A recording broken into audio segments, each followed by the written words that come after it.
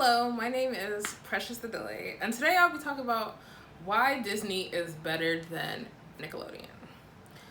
Laughter is timeless. Inspiration has no age, and dreams are forever. Disney Channel and Nickelodeon were the pillars of our childhood and have given us amazing movies, music, and endless memories that we'll never forget. But one network obviously reigns supreme, and today I'm here to tell you about why Disney Channel is that exact network. It has given us countless music slash theme songs, live action TV shows, and original movies that are better than Nick. Today I'll be discussing three main points, which are how successful and great Disney's music is, how impactful the live action TV shows are, and how original movies have helped to shape an entire generation of people. So, I'll be talking about Disney's music. Narrowing down the best songs from these children networks was no easy task. On Disney Channel, Phineas and Ferb gave us a delightful earworm for an intro. Proud Family debuted with a soulful and jazzy song that people still reference to this day. And Hannah Montana had a pop rock theme that charted on the Billboard Top 100. We still have the epic Kim Possible, let's never forget about that, opening, and That's So Raven rap breakdown. That is still iconic till this day. All these songs got us excited for the shows that we were about to see by detailing the premise in the lyrics, while simultaneously providing us with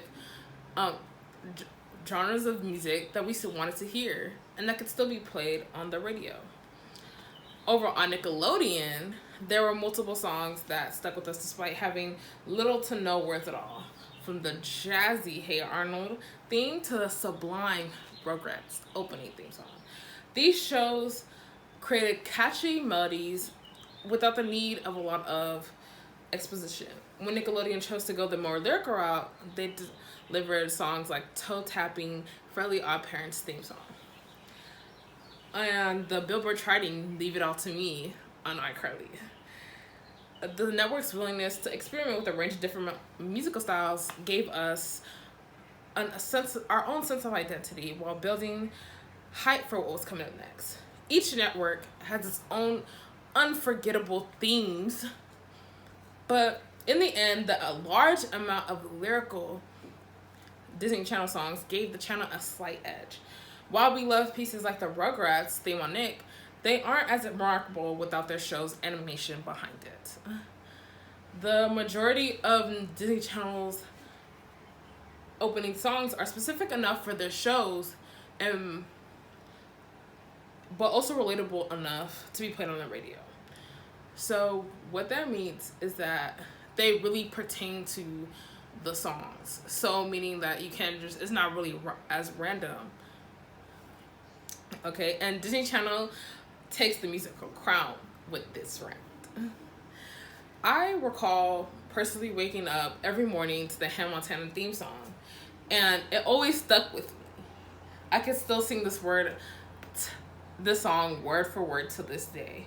The nostalgia that I can just recall when I hear these songs is immaculate. Next, I'll be talking about Disney's live action TV shows. The live TV shows on Disney Channel had a wide range of stories to tell. A superstar hid behind her identity. Can you guys guess what that show is? And spells went haywire on Wizards of Waverly Place. And the future was revealed on That's So Raven. Although Disney series bring lots of laugh, they weren't afraid to tackle issues that children face in their daily lives. Such as, in their recent hit, Andy Mack, a plotline about a young boy coming out as gay was the first show to ever win a GLAAD award. The LGBTQ representation on a children's show. Disney's a channel to be entertaining and fun while still tackling these issues is what really makes this network such a strong network, and which really makes it win this category for me. In the 90s, Nickelodeon was the place to be for a variety of great action shows. They had the Double Dare, which was a game show. They also had All That, which was a show rolling with laughter. In the 21st century, Nickelodeon also had Drake and Josh and iCarly, and they brought in many different scenarios with a offbeat sense of humor. That success led to Nickelodeon adopting a similar comedy formula with their other programs.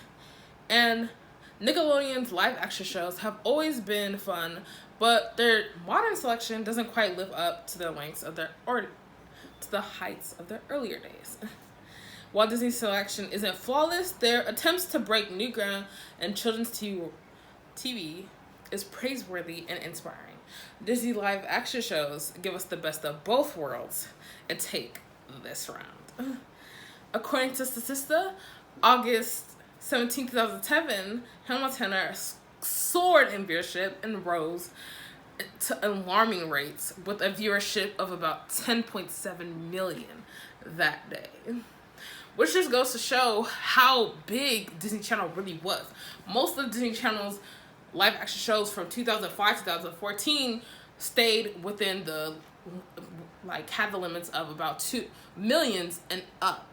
So that just goes to show how popular they were. My all-time favorite Disney shows are Wizards of Waverly Place and, you guessed it, Lizzie McGuire. These shows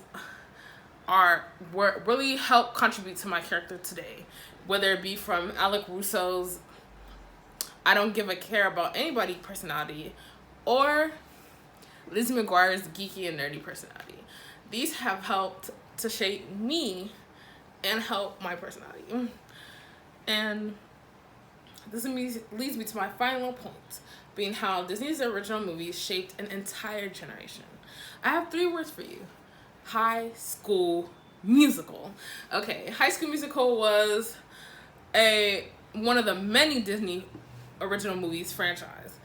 The other notable franchises include The Cheetah Girls, Descendants, and Halloween Town, which are their most popular DCOMs alongside High School Musical. And if you're more for self-contained story, films like The Luck of Irish and Cadet Cully were just many of those. They are full of campy fun as well as important messages. With over 100 movies to the channel's name and millions of views, it seems impossible to go your entire life without at least seeing one Disney original movie. So, Nickelodeon also had many movies, but compared to Disney Channel, they didn't do as well. They did have Rags, but that is probably one of the few that they could actually say that actually was successful and did well, and it isn't as nostalgic or as memorable as Disney original movies. So Disney original movies had one-liners and endless songs, which cement Disney Channel as the winner of this category. One might try to argue that while Nickelodeon has adapted a few feature films, there are really hit things about the channel were their original animated shows. They gave us Fairly Odd Parents and the beloved SpongeBob, which were successful enough to run for 10 years or more. However, Nickelodeon might have had better animated shows than Disney, but Disney still excels in other categories, as proven in my previous.